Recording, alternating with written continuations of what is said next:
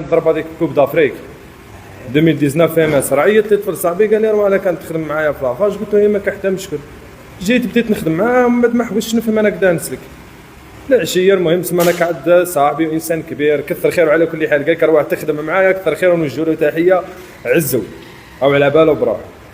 المهم قال لي روح تخدم معايا، بديت نخدم معاه ندي في ساعات 5000 ساعات 10000 ساعات في الطاكسي في الطوموبيل. ومن بعد انتقلت انا ماشي جيت هنا، رحت للرياض خدمت في الرياض عند الناس، ومن بعد بشويه بشويه جيت لكشيده، ومن كشيده جاني السيد هذا من الكراج هذا قال لي روح خويا انا عندي افاش، قال لي شو انا ما عنديش ماتري، قال لي نجيب لك ماتري، قال لي كل شهر عطاني شويه حتى يولي رزقك. والحمد لله الحمد لله. قال لك ربي الدنيا هذه ساعه برك وانا معاك. هاني جيت هاني نخدم ونسلك فيه بالطرف وانا نخدموا خاوه والحمد لله. وهذا السيد هذا كيف عرفته هذا بابا بنا له الدار وانا كنت نخدم معاه بابا عنده انا في الدار والحمد لله. وانا يا ما مانيش من لوجار هذاك تاع لي الطاكسي كي نشوفه كنقولوا مثلا 100 ولا 150.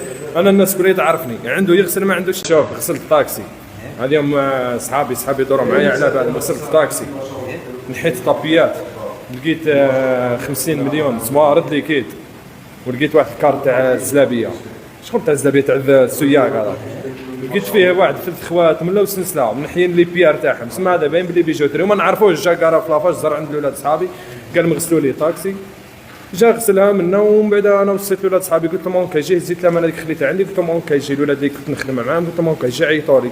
هيا كي جا ما عيطوليش راح السيد بقيت انا اللي نحوس عليه. سبحان الله. دخلت لواحد السيبيرا تاع واحد جارنا سقسيتو نسقسيك انت يا فلان هذا مال طروسونيتا وما في خرج لنا معرو تاعك جار، قال لي جاري جبايلي. قلت له المهم خلى عندي واحد الامانه نعت لي الدار تاعو برك. قال لي ما كان حتى مشكل. نعت لي الدار تاعو عيطت خرجت لي بنتو قلت لها محتاج باباك جيب لي نيميرو، قالت لي خير برك. قلت لها وخلى غسل عندي الطاكسي خلى عندي واحد الامانه.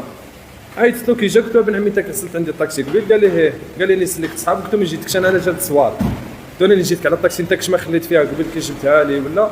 قال لي انا الطاكسي عندها شهرين ما خرجتهاش من الكراج، قال لي كانت عند خويا ومن بعد شهرين ما خرجتهاش من الكراج. قلت له خويا الامانه هذه خاطيتك حكم الصوار ذاك الكارت كي قال ذب هو يخدم سايق. قال لي هذو بالك شريتهم وحطيتهم تحت طاكسي ونسيتهم شهرين مادام ما خرجاش من الكراج ما يكون انسان. ومن بعد حكم الصوار هذوك دار لهم هكا قال لي يا نحي منهم شويه.